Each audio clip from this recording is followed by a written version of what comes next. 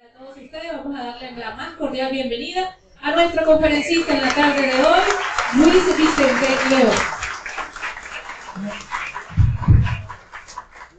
Bien, bueno, primero que todo, encantadísimo de estar aquí hoy en la tarde y poder compartir con ustedes nuestra visión sobre el entorno venezolano y cómo los cambios en el entorno generan algunos cambios también en la conducta de los consumidores y de las estrategias empresariales para poder abordar esos cambios. Un poco vamos a hacer un paneo 360 sobre ese proceso económico macro, el sectorial y el micro, que tiene que ver básicamente con los consumidores finales y los retos que eso representan en Venezuela. Quizás un primer elemento que para mí es muy importante aclarar es que cuando nosotros hablamos de Venezuela, no hablamos de una cosa homogénea, no hablamos de algo al cual le podemos hacer fácilmente un promedio. Los promedios, en el caso venezolano, no funcionan. ¿Y no funcionan por qué? Porque nosotros convivimos en Venezuela con diferencias absolutamente multifactoriales. Por ejemplo, nosotros no somos iguales en términos de las estratificaciones socioeconómicas del país. Tú tienes una sociedad que básicamente tiene problemas críticos en materia de ingresos, de compra, que tiene problemas de cobertura, de necesidades fundamentales, y luego tienes otra población que tiene una condición de vida completamente distinta, que es un consumidor hiperactivo, que no tiene ninguna necesidad no cubierta y que tiene una compra, una dinámica completamente diferente. Entonces, cuando tú hablas, los venezolanos no son ¿cuál? ¿Cuál venezolano estás hablando tú? Porque no es lo mismo el venezolano de estratos altos, medios o bajos, en términos de su conducta, reacción o capacidad de consumo. La segunda gran diferencia es que no es verdad que los sectores se comportan igual. El comportamiento, tú puedes decir, en promedio, la economía venezolana tiene un crecimiento o un decrecimiento del tanto por ciento. Pero eso no refleja necesariamente el comportamiento de cada uno de los sectores que la conforman. Por ejemplo, este año hemos tenido una recesión. Hemos tenido en el primer semestre del año una caída más o menos importante en términos del Producto Interno Bruto. Sin embargo, si tú le metes la lupa a ese proceso, tú vas a conseguir sectores hiperdinámicos que han crecido de manera significativa en el primer semestre del año. Tecnología, incluso cuidado personal. Es decir, hay un montón de sectores que han logrado tener un comportamiento positivo versus otros sectores que más bien tienen una contracción relevante en su actividad económica. Y lo otro, que tampoco es homogéneo, son las regiones. Nosotros hablamos de Venezuela, pero no es lo mismo hablar de una zona oriental, Cumaná, Carúpano, etc., con problemas críticos en términos de infraestructura y combustible, que hablar de Caracas, que tiene una situación de servicios públicos, de combustible, etc., completamente distinta. Y si tú te volteas y vas a las zonas petroleras, si en la zona petrolera no están las licencias operativas de Chevron, la zona está deprimida porque había una gran contracción en la actividad económica petrolera de Venezuela.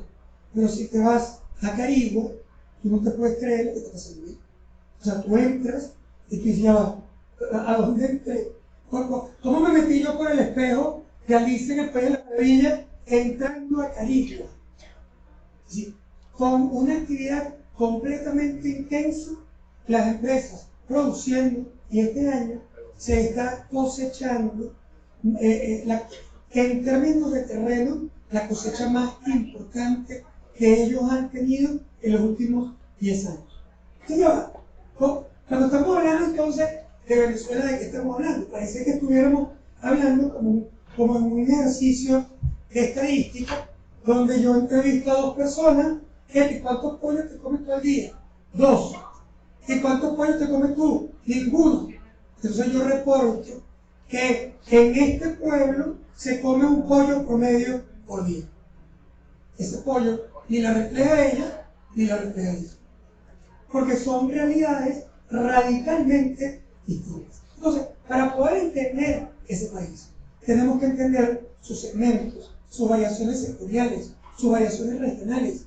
Y entonces es cuando tú puedes, de alguna manera, desarrollar una estrategia eficiente para poder atender ese proceso o país. Si lo chequeamos desde el punto de vista del comportamiento económico macro, ¿qué ha pasado en Venezuela en los últimos años? Si tú revisas el Producto Interno Bruto, que no es más que la producción de todos los bienes y servicios en Venezuela, si todo lo que nosotros hacemos, si lo miramos desde el año 2013 hasta el año 2020, tú tuviste una caída de 73.8% en el Producto Interno Bruto en Venezuela. Es la crisis económica más importante de América Latina en toda su historia, sin guerra y sin desastre natural. Pero, estos son datos oficiales. Si no es que estamos aquí utilizando la data oficial del país. Una contracción brutal. Luego, los actores pueden tratar de explicar esto de diferentes maneras. Unos dicen que tiene que ver con la ineficiencia, otros dicen que básicamente tiene que ver con los precios y la especulación, otros dicen que tiene que ver con el gobierno, su ineficiencia y la corrupción. Sí, tú puedes tener muchos argumentos, pero a mí lo que me interesa ahorita es entender que el país viene de perder 75% de su tamaño. Cuando tú pierdes 75% de tu tamaño, tú no sales ileso. O sea, hay un montón de cosas que se afectan en ese proceso. Se afectan en inversión, en capacidad de empleo, en infraestructura, etc. Por lo tanto, tú necesitas entender que esto generó un cambio muy importante en el país que tú conocías. Cuando esta Cámara fue fundada, tú estabas en una Venezuela radicalmente distinta a la Venezuela que tú tienes ahora. Porque de entrada es mucho más chiquito. Ese chiquito no solamente tiene un impacto porque estamos comprando menos o consumiendo menos, tiene un impacto también sobre las empresas que fueron montadas para esta Venezuela en un tamaño de un país que era mucho más grande que el país que hoy tenemos. ¿Y qué pasa con eso? Lo que pasa con eso es que si tú te montaste para producir refrescos, para producir cerveza, te montaste con 8 megaplantas que atendían 1000 unidades X o 1.000.000 de unidades que se consumían en ese momento. Resulta que cuando tú terminaste ese periodo, en ese país se están consumiendo 300.000. ¿Sí? Se están consumiendo 300.000, pero tú tienes plantas por millón. Y como tienes plantas por millón, cuando tú tienes que calcular los costos de operación, te consigues con un detalle. El detalle es que tú antes dividías tus costos fijos entre 1.000.000 de unidades y ahora lo estás dividiendo en apenas 300.000. Con lo cual, los costos unitarios de producción están arriba. Y están arriba, ¿por qué? Porque el tamaño de tu empresa no es necesariamente equivalente al tamaño del mercado. Y eso generó algunos problemas importantes en algunos años.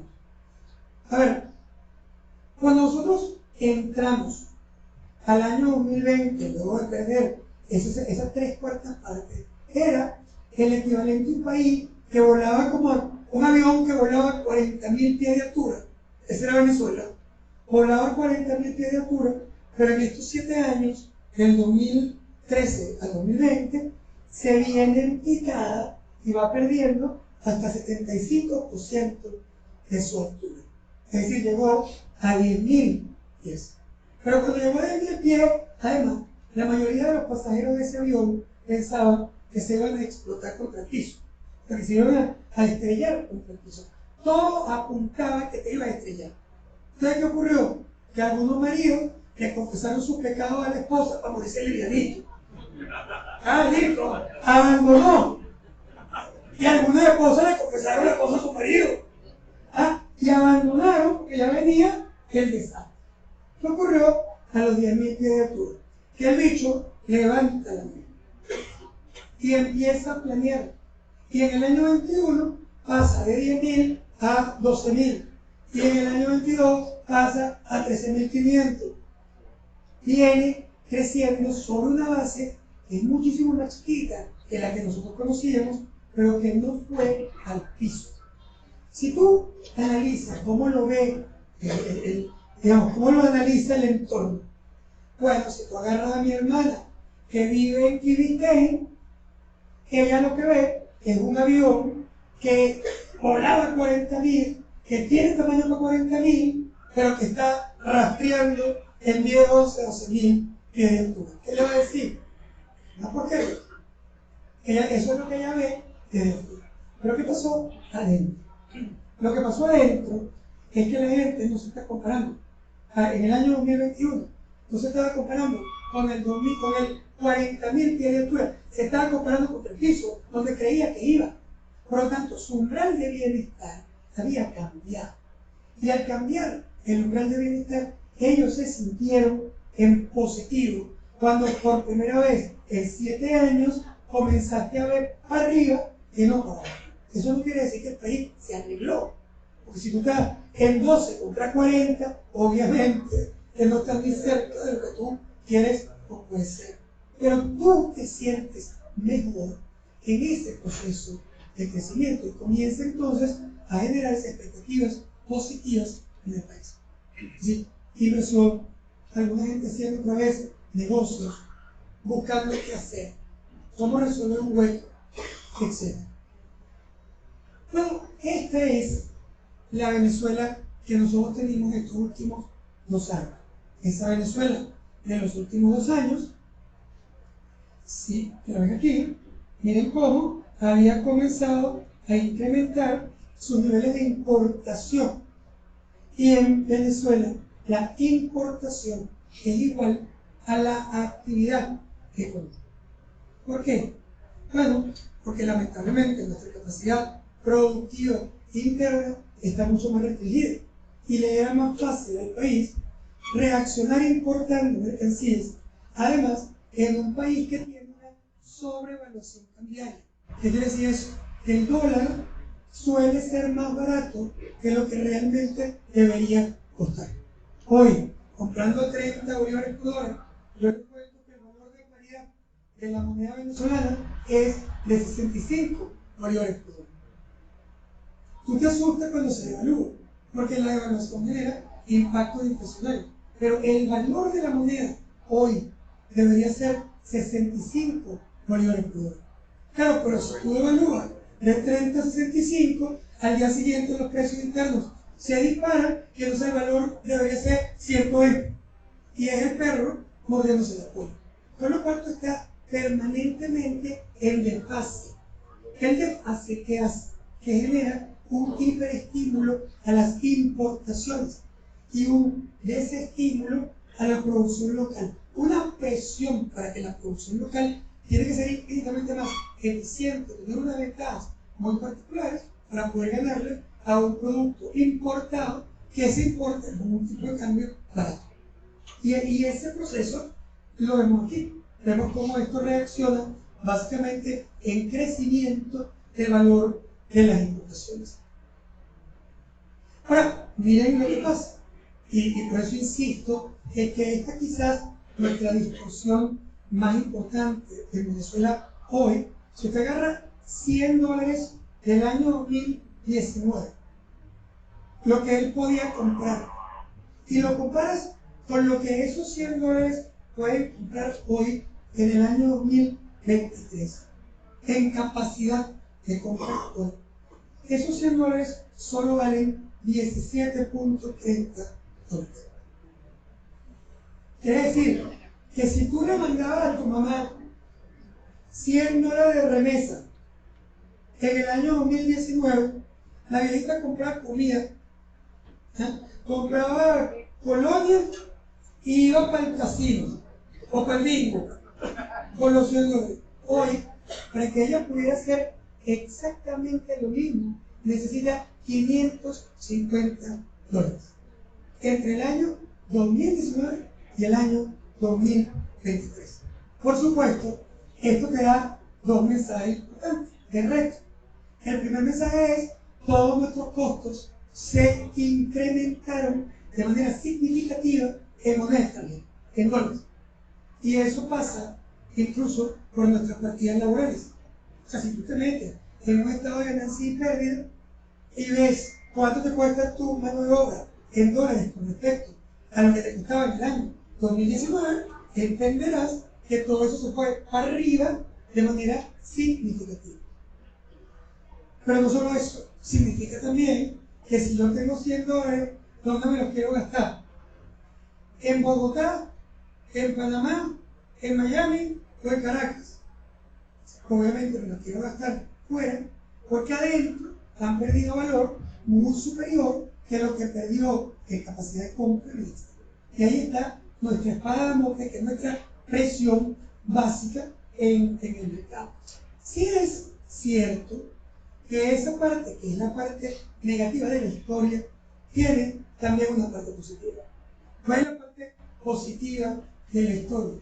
La parte positiva de la historia es que a partir del año 2020, y quizás es una de las razones por las cuales la economía creció en el 20, 21 y 22, una de las razones fundamentales es que en Venezuela se produce un cambio fundamental en la política económica oficial. La política oficial económica hoy es distinta a la del año 2018. Uno podría decir que es el mismo gobierno, no hubo cambio de gobierno, tiene la misma filosofía, tiene el mismo modelo de pensamiento. ¿Por qué dices que ese gobierno hoy es distinto? Bueno, se lo vengo facilito. En el año 2018,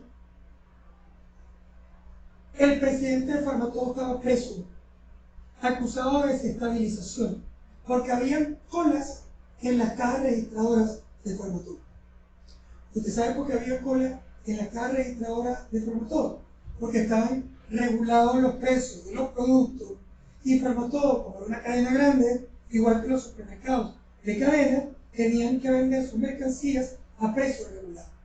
Las colas eran brutales porque hasta yo quería ir a comprar todo lo que me vendieran regulado.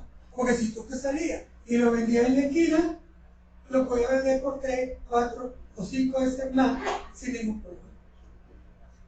Entonces, la cola que se debía a que había un tipo que quería desestabilizar, no. Se debía a que tú habías generado una distorsión de precios que había hiperestimulado una demanda artificial para generar y alimentar un mercado negro, que era donde al final la mayoría de nosotros terminábamos comprando. Tú dices que Venezuela es igual. En el año 2018 había 2 vueltas de cola en un supermercado y entraba y no había ni leche, ni azúcar, ninguna de esas cosas que empaca Charlie estaban en el supermercado. Ninguna estaba en el supermercado. Y tú ibas a la farmacia y no había ni antibiótico, ni antialérgico, ni nada. Eso ayer, en el año 2018. Porque los controles de precios mataron completamente la capacidad de acción del sector privado. Ahora, eso hoy es distinto. Yo te invito a que vayamos al supermercado y me digan que no hay. Es al revés. Ahorita podríamos casi decir que en Venezuela hay muchas más cosas de las que debía haber. Es un fastidio ir a comprar. Porque claro, si tú tenías 2 cosas, tú decías rapidito, yo que sé quién. Empieza a ver qué carrizo es lo que tú quieres. Y se complica tu panorama de compra como consumidor. Es decir, esa es la verdad. Ahora, nuestro problema actual es distinto. Está el producto, el rol de poderlo comprar. O sea, ¿cómo accedes, básicamente en términos de tu money in the pocket, de tu dinero en el bolsillo, cómo accedes a comprar ese producto? Hoy son muchísimo más caros que en aquel momento. Miren, en el año 2018, yo iba a la clínica, iba a verme con el cardiólogo, y cuando terminaba todos los exámenes, incluyendo la prueba de esfuerzo y te daban la factura. Eran $10, $15.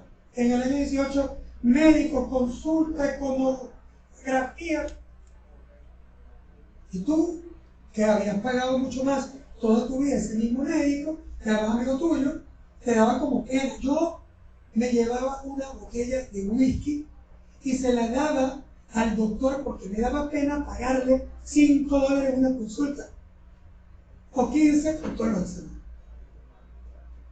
Hace un mes regresé y me provocó decir, coño, tu madre, devuelve todo el whisky que te di.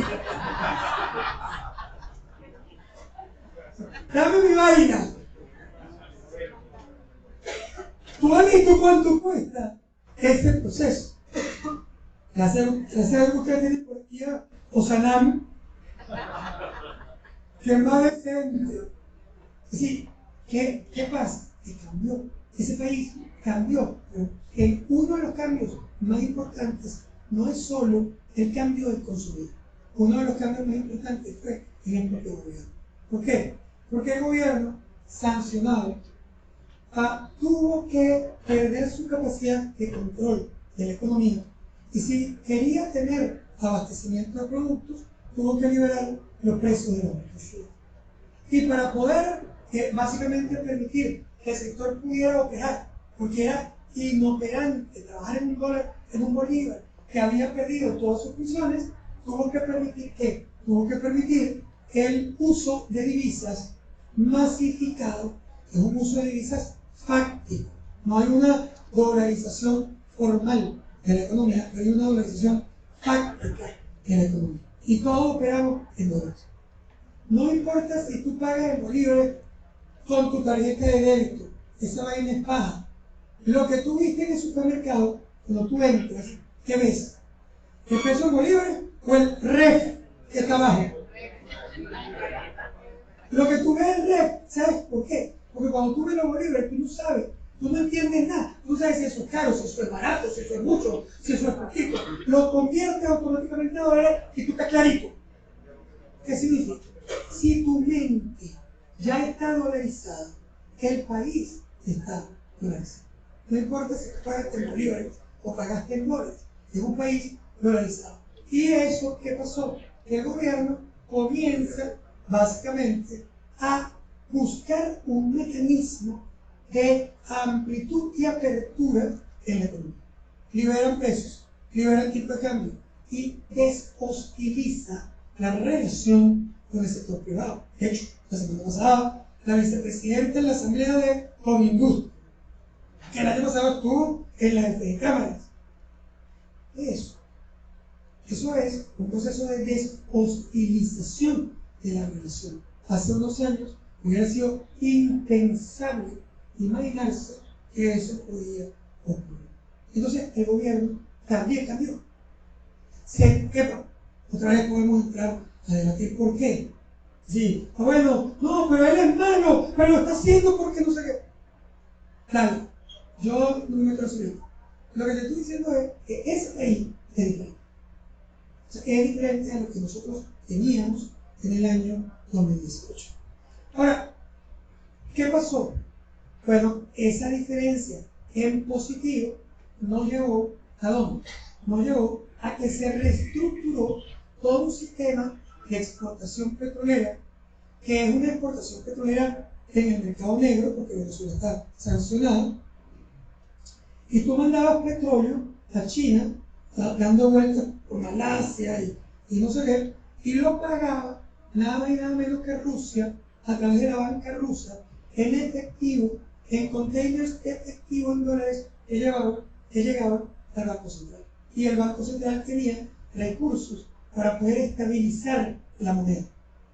Eso que ocurrió permitió un nivel de estabilización que, por ejemplo, en el primer semestre del 2022 nos llegó la inflación a 50%. Quiero decir, a apenas 50%. Si un sueco me oye decir apenas 50%, se desmaya. ¿No? Pero para un venezolano que tuvo inflación en millones %, el 50% del primer semestre del año pasado era el cielo. Además, con una devaluación de apenas 20%, cuando habíamos tenido inflaciones de miles, devaluaciones de miles por ciento. ¿Por qué? Bueno, porque tenían el sistema, un cliente le mandaba a China, cobraba con Rusia, tenía dólares y empiezan a abrir el mercado y mejora su relación con el sector privado. La economía mejora. Y esto comienza el avión entonces a subir. Epa, lejísimo de los 40.000, pero subieron. ¿Para qué pasó? ¿Qué pasó este año? Lo que pasó este año es que vimos un frenazo. O sea, este año, estoy hablando en términos agregados, a lo mejor aquí una gente que creció como loca en el primer semestre de este año y que hizo mucho negocio. O sea, puede ser, pero el país como agregado en el primer semestre de este año se cumple. Es una reducción en su actividad. ¿Por qué? Bueno, la reducción en su actividad viene básicamente de ¿qué? De la guerra en Ucrania. La guerra en Ucrania, ¿qué generó?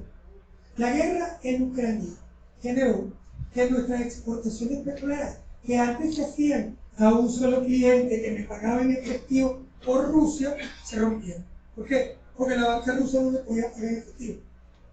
Y entonces yo me empecé a conseguir clientes que me puedan pagar en efectivo, porque yo no puedo cobrar con transferencia, porque estoy sancionado como PDVSA, Banco Central o el gobierno venezolano.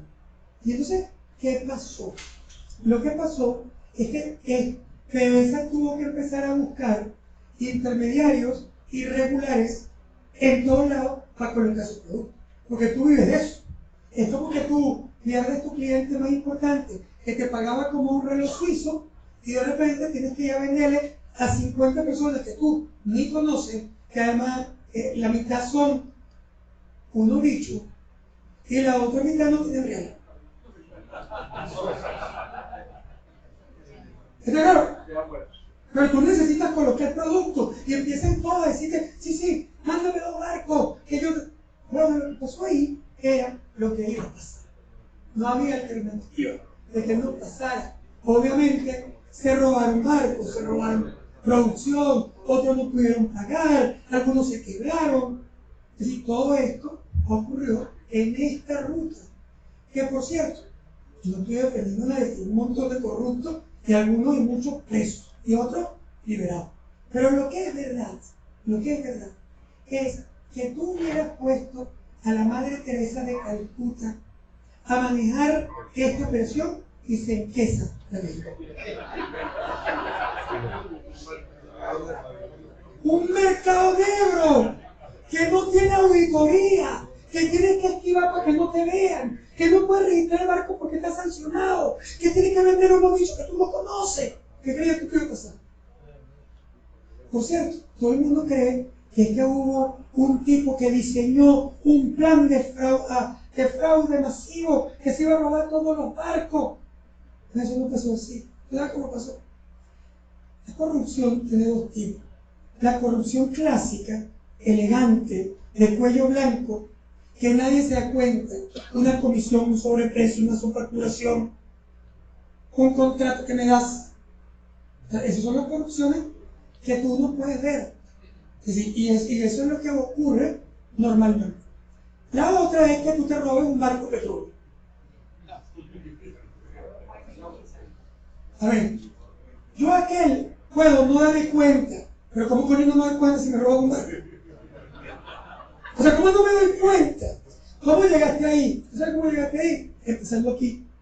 Empezaste aquí diciendo, epa, como no se puede ahora recibir efectivo porque no hay, hazme bonita, págame con criptomoneda. Pero la criptomoneda no llega como el efectivo necesitaba 3 meses para llegar. La criptomoneda puede llegar al día siguiente. Pero claro, el que está esperando los dólares en el Banco Central está acostumbrado a que yo se los dispare 3 meses después. Me están pagando no sé cuántos millones de dólares hoy, que realmente el otro lo está esperando dentro de 3 meses. ¿No será que yo puse esos reales, especular con él y después le vuelvo a devolver esos reales y me quedo con lo que hice en la operación? Esa era la corrupción. No, es que esto es, mira, esto es un clásico. Yo recuerdo una vez un banquero famosísimo que estaban en una conferencia y una señora dijo: pero es que ustedes, los banqueros, son unos ladrones. El tipo: no, la verdad, no sé qué, eso sí, claro, lo que sí tengo que decir es que esto es como hacer gárgara. Bueno, tú haces gárgara y siempre se te da un chorrito.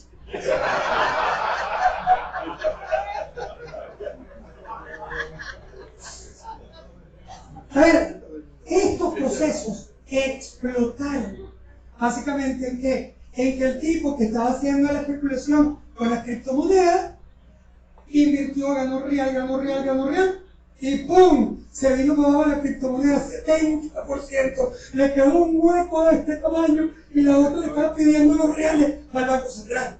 Y no, que ya viene, que los rusos no me han despachado, que no sé qué. ¿Qué pasó? Se robaron los barcos. Porque tenías que llenar el hueco y pensaste que podías hacer una bicicleta. Pero no era un diseño, es un Jenga que se cae como muchas de las grandes fraudes del mundo. Nadie lo diseñó, simplemente ocurrió en el proceso, y ese proceso, ¿qué nos llevó? Nos llevó a que, miren, la inflación se dispara a 150% y la devaluación se dispara a 212% en el segundo semestre. Devaluó 212%. ¿Qué ocurrió con los precios? Se dispararon. Y al disparar los precios, cruzaste la frontera de capacidad de compra de los consumidores y frenaste completo. Eso explicó la desaceleración de fin de año y explicó la caída en la actividad económica de este. En todo caso, ¿cómo son nuestros consumidores alrededor de todo esto que está pasando? Es decir, con todo este entorno complejo, crisis, caída, pérdida de PIB, etc. ¿Cómo es el venezolano hoy? Bueno, la primera cosa importante es entender que el venezolano ya no se clasifica como en el pasado. Nosotros antes podíamos saber quién era clase media, alta o baja, prácticamente preguntando con divisas. Si tú vivías en una zona típica de clase media, yo podía presumir que tú eras clase media. Y si además eras ingeniero, abogado, economista, era clarísimo que estabas en un segmento de clase media, a menos que tuvieras una característica especial que te había llevado a los expertos más altos. Pero tú nunca lo imaginabas en la base de la pirámide. Ya tú sabías más o menos por dónde andar. Hoy eso no funciona. Tú puedes entrar a un apartamento de clase media en Venezuela hoy y conseguir que ese apartamento no le funcionen dos hornillas o tiene goteras en el baño, y no es porque no vino el primero, sino porque no lo prepararon y no tienen capacidad de consumo. Por otro lado, tú puedes conseguir en un barrio, en un ranchito, una familia con un ingreso absolutamente elevado que puede comprar prácticamente lo que te dé la gana en ese tema. Lo que tú quieras. Y vive en el rancho y no se quiere mudar, porque además a lo mejor controla el sistema de distribución de frutas en el barrio, o las cervezas en el barrio, o el crack en el barrio, que también no es real.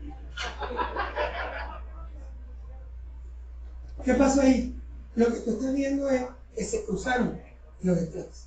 ¿Y qué marca el estrato socioeconómico hoy? En realidad, lo que marca el estrato socioeconómico de Venezuela hoy es el acceso a divisas.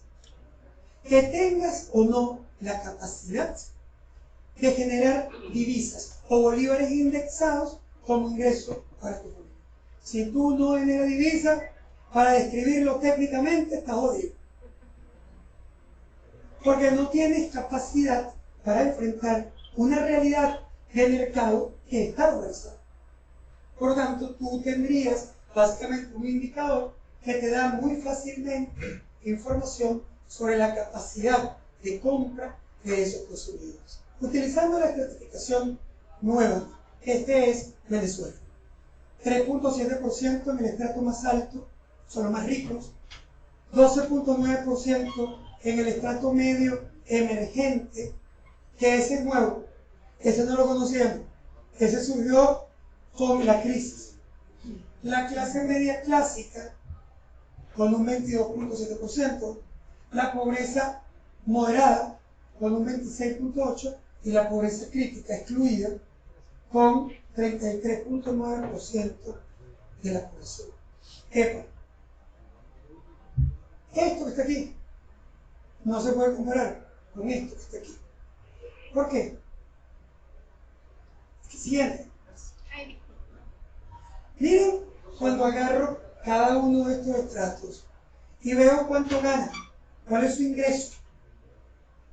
Este estrato que es el pico de la pirámide, que son 1 millón de personas, tienen un ingreso de más de $5.560 mensuales. Y es 1 millón de personas. Claro, tú dirías, ¿cómo va a ganar tanta plata esa gente? Y tú ves que te indique a la escuela Campo Alegre o al Metro School de Caracas, donde cada carajito cuesta $2.200 y la vaina está reventada. Bueno, o sea, hay una población que tiene, o porque lo genera hoy, o porque lo generó en el pasado. Porque uno cree que la gente que tiene plata es solo porque la está generando ahora. En Venezuela se generó demasiado dinero, que además se ahorró durante toda la vida en el exterior. Con lo cual, lo que tú tienes ahí fundamentalmente es una población que tiene una capacidad de consumo que está garantizada por su propia historia. Pero además tienes lo que llamamos la clase media emergente. Y en la clase media emergente que consigues, en la clase media emergente consigues a una población nueva, que ya no es, por ejemplo, profesional, que no se graduó en la universidad, o sea, no es el ingeniero mecánico, es el mecánico. No es el ingeniero de computación, es el carajito que maneja el software y que vende su trabajo en computadora, en su casa, a alguien en el exterior que le contrata su servicio. O el técnico de aire acondicionado que atiende 2 o 3 casas al día y que gana $200-300 por casa y que hace entonces $600 al día, que obviamente es mucho más que el salario del ingeniero en la planta. Que es el carajito que empezó a montar un sistema de importación con los puerta a puerta y que lo lleva por los bodegones o por los supermercados. Es el que maneja la criptomoneda, que es también el contrabandista, que es también el narco. Es decir, todo eso básicamente construye un otro. Claro, el narco de verdad está aquí arriba, pero esto básicamente también te genera la captación de actividades ilegales. Pero mosca, no te confundas. Esos estratos, su mayoría, es gente que trabaja, que no tiene absolutamente nada que ver con la actividad ilegal. Yo sé que la política en Venezuela nos sesga, entonces cuando tú hablas de los estratos, mucha gente te dice, no, los venezolanos se dividen en dos, los enchufados y los pobres. Y tú tienes que preguntarle, epa, ¿y dónde te enchufaste tú? O sea, porque pobre es este, que son 9 millones de personas que no tienen ingresos para cubrir su canasta alimentaria. Eso es pobre. Ahí hay un problema. Y aquí está el raza, con problemas importantísimos de cobertura. Ahora, ¿qué pasa aquí? De nuevo, estos son 2 países completamente distintos. Completamente distintos. Esto que está aquí son 4,5 millones de venezolanos con ingresos más altos que el promedio latino por mucho. Y tú me dices, bueno, pero eso es chiquitico. Chiquitico. O sea, es más grande que Panamá, asumiendo que todo Panamá es rico, que no es verdad. Es más grande que Uruguay, asumiendo que todo Uruguay es rico, que no es verdad. Es más grande que Costa Rica completa. Solo estoy hablando de ese segmento. Entonces, claro que es un segmento importante. Es un segmento de consumo clave. Lo que pasa es que es más chiquito que lo que tú tenías en el pasado. Y entonces te sientes deprimido por tu recuerdo. Bueno, un primer consejo es, olvídate del pasado y échale bola a mi prenda. ¡Pa'lante! ¿Por qué? Bueno, porque si tú te recuerdas cuando tú empezaste a hacer negocio, a ti te contrataban un camión y tú celebrabas. Resulta que ahora tu hijo está empezando a buscar la cosa y le está pidiendo real para ver cómo puede producir un camión. Y tú dices, no, hace todo ese esfuerzo por un pedazo de camión. Él, como lo hiciste tú. Porque ahora hay que echarle bola a un país que es distinto. Y que vas a tener que reconstruir básicamente alrededor de esta nueva realidad venezolana. Claro, es un país más pobre. No solo es más chiquito, sino también más pobre. Nuestro ingreso per cápita es el más bajo de América Latina. Por cierto, es el más bajo de América Latina, pero no es verdad que son $5 al mes, como el salario mínimo, porque nadie gana el salario mínimo. El ingreso laboral está desalarizado y la gente tiene un ingreso muy superior. Lo que pasa es que aún así sigue siendo un ingreso realmente muy bajo, pero no solo es bajo, sino que si tú agarras un grupo de productos de consumo masivo, leche, carne, aceite, refresco, huevos, etc., y pones su valor en uno en Caracas y lo comparas contra Bogotá, Miami y Madrid, no estoy hablando de los costos de vida, porque los costos de vida en Venezuela son mucho más bajos debido a que nosotros no pagamos servicios. La electricidad regalada. No hay, pero es otra vaina. El agua es regalada. Tenemos un rollo, la recogemos el pipote. Y no sé, pero tú no pagas eso en tu vida cotidiana. Entonces, claro, si tú calculas todos tus costos familiares, Caracas y Venezuela en general sigue siendo más barato que muchas de todas estas tres ciudades. Pero cuando tú revisas tus bienes de producción, por ejemplo, de consumo masivo, mira lo que te consigue. Que muchos de estos bienes son más baratos en la tierra.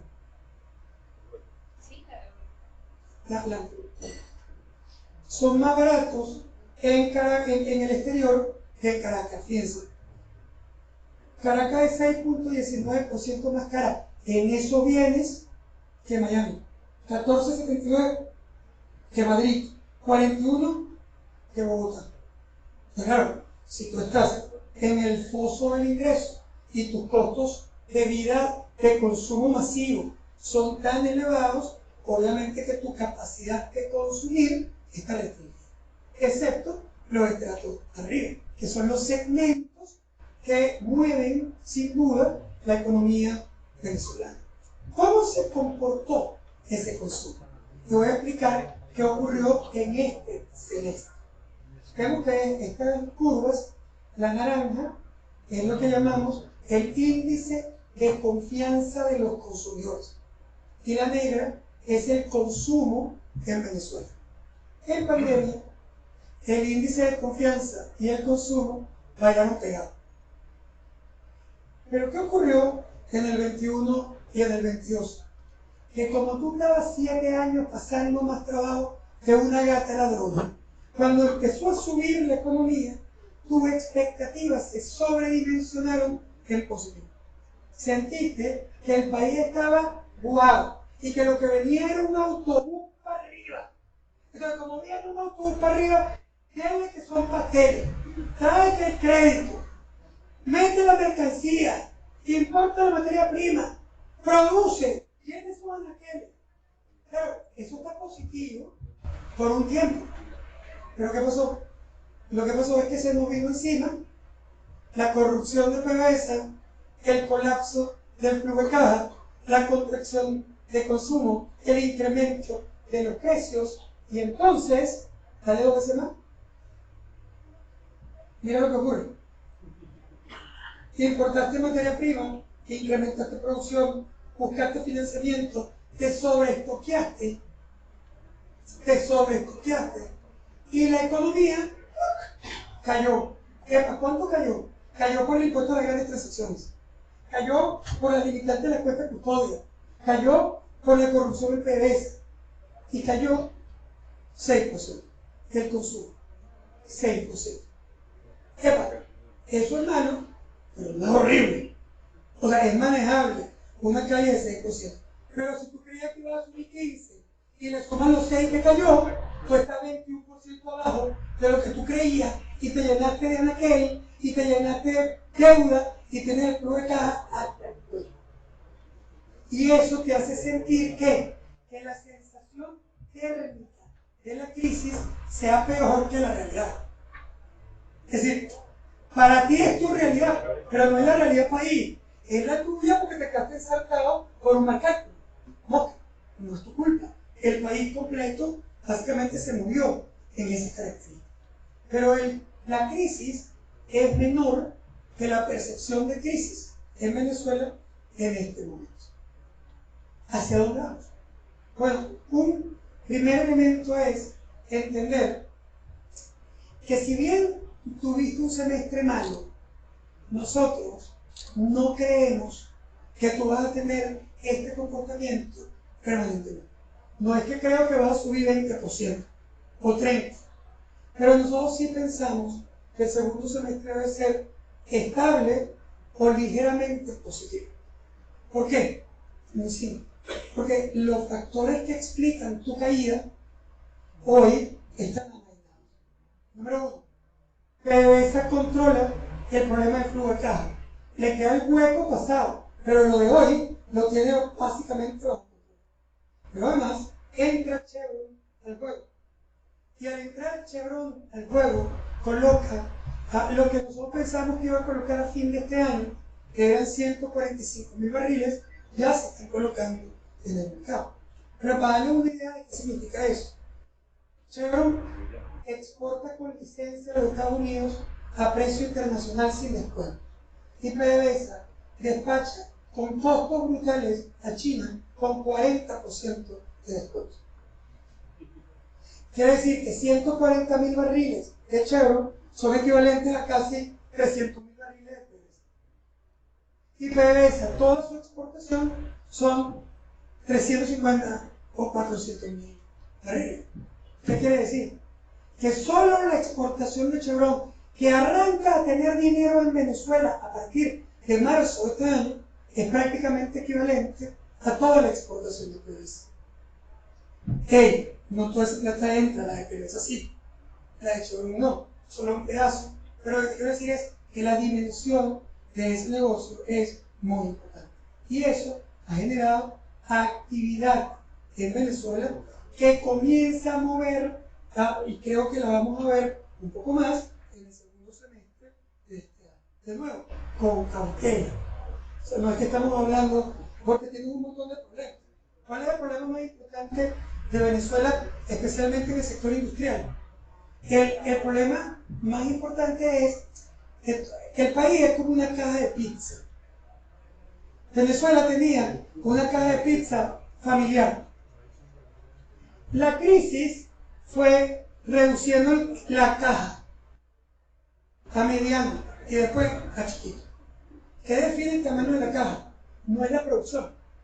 El tamaño de la caja lo definen la infraestructura, la electricidad, el combustible, lo que tú necesitas para producir. Si hay menos combustible, la caja es más chiquita. No se trata de producción, se trata de cuánto puedo producir si no tengo electricidad. Si yo prendo 3 plantas en Valencia y le tumbo la electricidad a Maracaibo, ¿tú crees que te van a dejar prender las 3 plantas de Valencia? Necesito resolver el tema eléctrico, necesito subir el tamaño de la caja. No es solo la producción. Lo que nosotros vimos fue un país que en caja chiquita tenía un solo triángulo de pizza. En el año 21 y 22 produjimos un montón dentro de la caja chiquita. Pero si tú quieres seguir creciendo, necesitas aumentar la caja. Y eso no ha pasado. Por lo tanto, tu capacidad de crecimiento está limitada por la infraestructura que además necesita ¿qué? Plata. ¿Y cómo sale la plata en Venezuela? Necesitarías reinsertar a Venezuela en su actividad petrolera y gasífera internacional, de verdad. Es decir, flexibilizar las sanciones para poder garantizar que el país tenga ingresos que le permitan atender la infraestructura. Porque de lo contrario, es imposible imaginarse ese crecimiento. Ahora, ahí, yo regreso a la vida después, si esto sigue siendo nuestra variable fundamental, que es básicamente Chevron, pero no solo Chevron, sino que lo que Chevron puede representar a futuro para Repsol, para Eni, para Eman Pro, para las empresas europeas que están pidiendo homologar sus contratos equivalentes al contrato de Chevron. Esto genera, San Chevron genera una oportunidad de rescatar cierto nivel de equilibrio en ese camino. Pero entonces, está claro que los escenarios de Venezuela hacia el futuro dependen ¿de qué? Dependen de si se van o no a lograr la flexibilización de sanciones que permitan a Venezuela reinsertarse. Si eso no ocurre, la caja es chiquita. Y con caja chiquita, podemos hacer la pizza de la caja, pero no podemos hacer mucho más. Estamos limitados básicamente por este proceso. Pero ¿puede crecer la caja? Yo creo que sí. Y le voy a explicar por qué yo creo que sí y por qué soy optimista. Yo creo que sí, no porque estoy esperando un cambio político. No porque creo que en el 2024 vamos a tener una elección transparente que permite que gane la favorita. Y entonces ella reciba en el Teatro Teresa Carreño, Maduro le va a poner la banda a María Corina para que María Corina lo joda. O sea, ¿tú sabes cuál es la probabilidad que eso ocurra?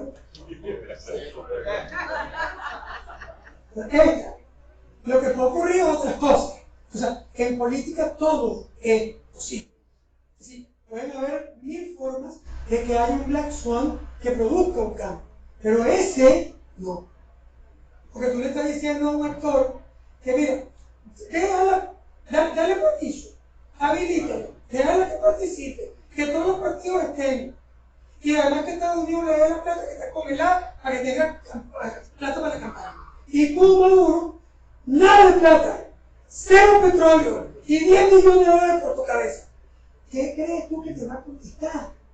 Esto te va a contestar. O sea, es obvio. No hay que ser un super analista. Ahora, ¿qué es lo que sí puede ocurrir? Lo que sí puede ocurrir es que se terminen generando negociaciones económicas, que es distinto a las negociaciones políticas. ¿Por qué se puede generar una negociación económica incluso sin generar una negociación política? Eso ocurrió en Corea del Norte, eso ocurrió en Cuba, eso ocurrió en la mayoría de los países que han tenido sanciones, han terminado negociando elementos económicos diferenciados. ¿Por qué en Venezuela? ¿Por qué? Muy simple. Porque aquí no estamos preguntándonos si Venezuela va a producir petróleo o no va a producir petróleo. Si va a producir gas o no va a producir gas. Nos estamos preguntando cuándo y con quién se va a producir. Eso es lo que estamos preguntando. Porque el mundo tiene una guerra geopolítica de poder. Porque China está entrando para tratar de retar al imperio económico en Estados Unidos. Por eso crea sus BRICS y empieza a buscar por dónde puede generar actividad pagando en yuanes. Y por eso invierte en toda América Latina. Por eso invierte en toda Asia. Por eso invierte en Europa. ¿Qué busca? Lo que busca es mercados. ¿Y qué va a pasar cuando tú te des cuenta? Cuando tú te des cuenta que tú estás diciendo, si no hay democracia en Venezuela no puede producir petróleo. ¿Cuánto dura esa vaina? Hasta que él necesite petróleo. Hasta ahí dura. Hasta ahí dura. Y no te diste cuenta que China controla Irán. No te diste cuenta que sancionaste a Rusia y Rusia va a dar al petróleo chino. y que los árabes sauditas no negocian con Estados Unidos porque quieren precios altos, ¿qué te queda? La mina de petróleo más grande del mundo. Si tú no la tomas en acuerdo y negociación, la va a tomar el otro. ¿Cuánto tiempo tú crees que eso va a continuar? Antes de que te des cuenta que tienes que tomar una decisión. No, pero es que no se pueden ir en aviones de Caracas a Miami porque el gobierno venezolano es dictatorial. Venga, vienen 9 aviones de Miami a La Habana. ¿Te parece que el de La Habana es Suecia? O sea, ¿de qué me estás hablando? Por Dios, eso nadie te está diciendo que reconozcas nada. Lo que te estoy diciendo es que el tema económico es un tema completamente distinto al tema político. Y la economía no va a resolver la política. Si tú destruyendo una economía estuvieras en capacidad de cambiar la política, no estarían los países africanos que están escoñetados, expulsando a su gente que se muere ahogada tratando de llegar a Italia. Lo que hubiera salido eran los gobiernos, según tú. ¿Sabes cuántos gobiernos africanos matando y hambre a la gente han salido? 0. Lo que sale es la gente, la inversión y las empresas. ¿Eso es lo que tú quieres? No. O sea, nadie está diciendo que esto está justificando nada. Lo que estoy diciendo es que esta no es la medicina para la enfermedad que tú intentas tocar. Finalmente cierro básicamente con esto. ¿Qué hacer? Es decir, en medio de todas estas cosas que hemos hablado, ¿cuáles son tus retos empresariales? Aquí, en Guarena, como en Valencia, como en Puerto Lazo, como en Maracaibo. El primer elemento muy importante es entender una cosa que nos cuesta mucho, entender que los precios de tus bienes, los que salen de tus fábricas, no los fijas tú, los fija el mercado. Que si tú no te das cuenta de eso, ¿tú cómo haces el cálculo de tu precio? A ver, ¿cuánto me cuesta esto y esto y esto y esto? Sumo, le cargo el rendimiento y tengo el precio, ¿verdad? Qué bonito. Porque resulta que en esa cosa que tú estás calculando hay un montón de ineficiencias que no has resuelto. Un montón de tecnología que no has aplicado. Un montón de estrategias que te olvidaste de hacer hace muchísimo tiempo. Y entonces tú estás sumando las ineficiencias y se las quieres cargar al consumidor. Y el consumidor se voltea y encuentra otro producto que tiene eficiencia y demás, beneficio por la sobrevaluación cambiaria. Anda a venderle un producto a ese consumidor. Vas a tener que ir para atrás. ¿Qué significa ir para atrás? Significa cuál es el precio de ese mercado. Y entonces vamos a trabajar para atrás para llegar a ese precio. Y eso significa eficiencia, tecnología, creatividad, innovación, sacrificio. Porque de lo contrario no voy a subsistir en ese mercado. Tengo que entender este proceso, entender la dinámica del mercado, hacer benchmarking, que es tratar de entender qué hacen mis competidores, adaptarme o adaptar las dimensiones de mi negocio para optimizar los procesos, invertir en tecnología y desarrollar una estrategia de precios diferenciados que vayan atendiendo los diferentes segmentos del mercado. Lo segundo, clave, es que el consumidor sí ha perdido, digamos, lealtad de marcas, porque ha tenido que comprar lo que sea. Pero eso significa que ahora yo tengo que trabajar para fortalecer mis marcas, para poder entrar de nuevo en la mente de ese consumidor. Hoy tengo más espacios que nunca, porque antes las marcas estaban completamente copadas. Hoy tienes la capacidad de relacionarte con ese consumidor, de llegar a él. Y eso significa trabajo. O sea, publicidad. Fíjate, un tema que a mí me parece siempre muy interesante es que las empresas, cuando hay bonanza, gastan fortuna en publicidad. Y cuando hay crisis, recortan completo la publicidad. Marico, ¿no te das cuenta que es al revés? O sea, ¿cuándo tú quieres empujar la venta? ¿Cuando estás jodida? ¿Cuándo quieres que la gente piense en ti? ¿Cuando la cosa está revuelta? No cuando todo está pacífico. Y el fortalecimiento de marca es clave para poder estar básicamente cercano a ese consumidor. Tienes que desarrollar experiencias en el lugar.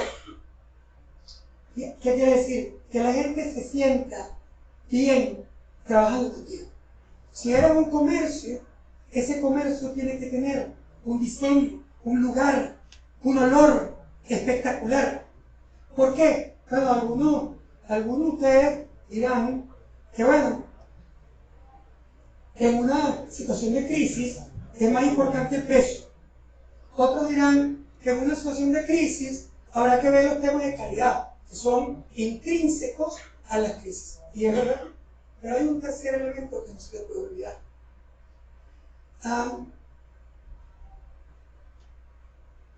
El Papa, no me voy a poner religioso, pero es al revés, ¿sí? Súper religioso. Pero el Papa se enferma y va al médico, y el médico lo revisa, y después de revisarlo, consigue que tiene una enfermedad muy complicada para el Papa.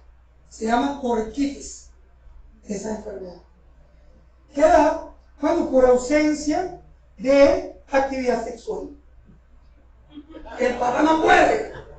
Por lo tanto, el tipo le dio orquitis. En mi pueblo le llaman eso ojomira.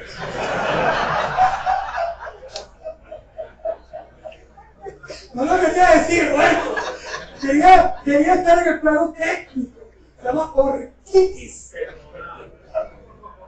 A ver, por supuesto, que no empieza, medicina, no sé qué. Pero bueno, el tema es que el Papa tenía un nivel tan grave que la única manera de resolver el problema era que hiciera el amor. Y por supuesto el Papa se elevó a muerte. O sea, yo soy el Papa, yo soy el Papa. Pero no el italiano, solamente lo digo. Pero yo soy el Papa, yo no puedo fornicar. O sea, yo no puedo fornicar. Bueno, llaman cardenales, no sé qué, los cardenales horrorizados, pero después había un peligro. Imagínate, este Papa, la iglesia está en peligro. Si el Papa se moría y el Papa no había decidido que él no se trataba. Y bueno, al final, después de un mes de trabajo, los cardenales convencen al Papa de que tiene que ser él. Pero el tipo dice, bueno, está bien, por el bien de la iglesia y del mundo, lo voy a hacer. Pero tengo 3 condiciones. La primera condición es que la mujer con la que yo voy a fornicar no puede ver, tiene que ser ciega. ¿Y por qué? Porque no puede ver a su santidad de fornicar. Check. La segunda es que la mujer tiene que ser sorda, no puede escuchar. O sea, ¿por qué? Porque no puede escuchar a su santidad de fornicar. Check. La tercera es que la mujer con la cual yo voy a fornicar tiene que tener teta grande, muy grande. Dice, ¿por qué? Porque me piace.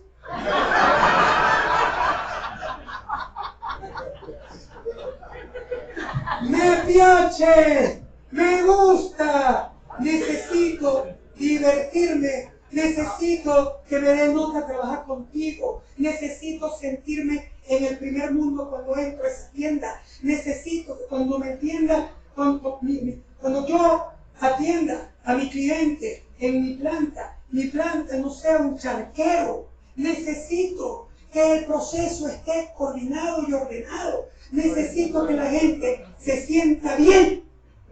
No solo es el precio, no solo es la calidad, es también la experiencia. Esa experiencia es fundamental. Entonces, que cuando te compre porque me piace. O sea, yo tengo que piachar, eso dice, a mi proceso. Finalmente, bueno, tengo que intentar atender a mis clientes en función de los segmentos. Tengo que buscar cómo resuelvo la escasez de financiamiento, porque el financiamiento, incluso mi cliente, va a seguir siendo un elemento fundamental de la venta en el futuro. Y finalmente tengo que ser flexible. ¿Qué significa ser flexible? significa que yo me puedo adaptar rápidamente a los cambios de ese entorno. Este entorno cambia todos los días y tú no puedes pensar que las cosas que tú decides hoy se van a durar para siempre. Tú decides hoy y mañana a lo mejor tienes que cambiar lo que decidiste hoy para adaptarte.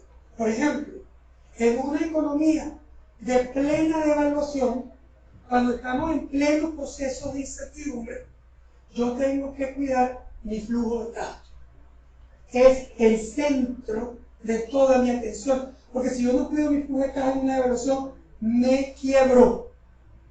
Pero cuando yo estoy como hoy, en relativa estabilidad cambiaria, yo tengo que privilegiar las ventas, la actividad comercial, tengo que estar ahí comiéndome la torta.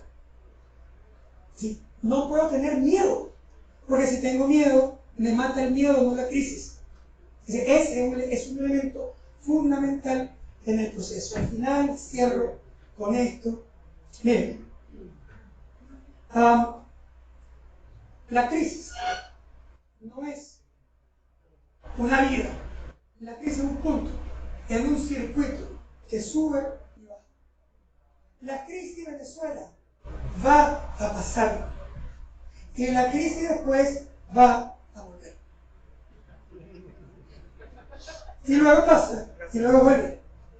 Tú no te puedes echar a morir porque hay una crisis, porque es que esa dicha se va y después vuelve, y después se va y después vuelve. O sea, tú tienes que trabajar básicamente aquí, entendiendo que va más allá de la crisis individual.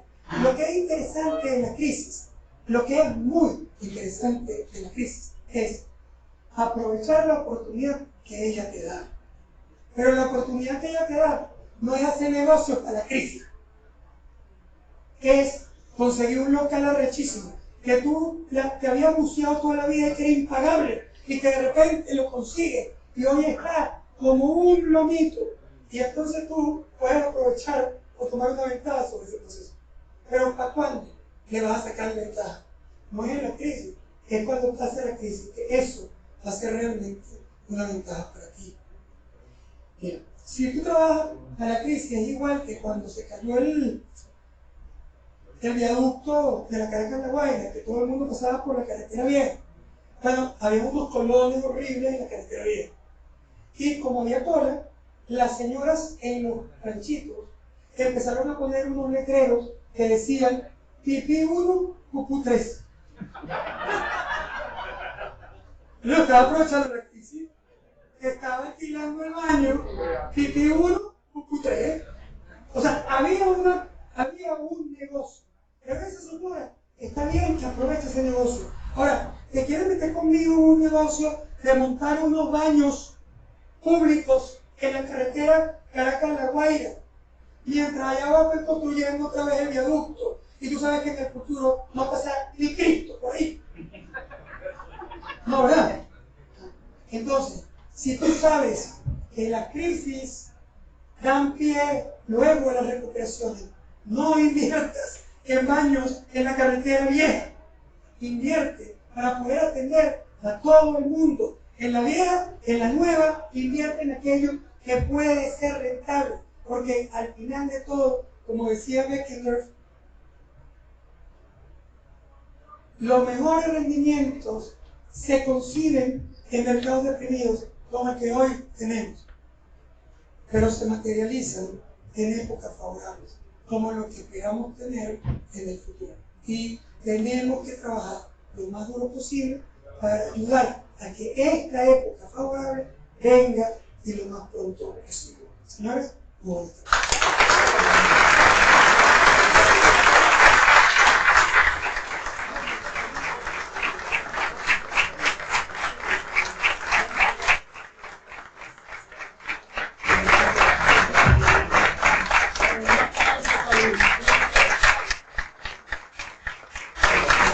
Bueno, no me queda más que darle las gracias. Creo que esta charla puso los puntos sobre la I, adentro, por fuera, en el desarrollo y en todo.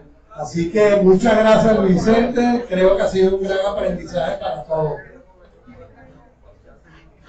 ¿Te da una palabra de cierre? No, yo encantadísimo de estar y verdad, felicitaciones por todo el esfuerzo que han hecho, es de verdad siempre muy rico ver a los empresarios trabajando en conjunto.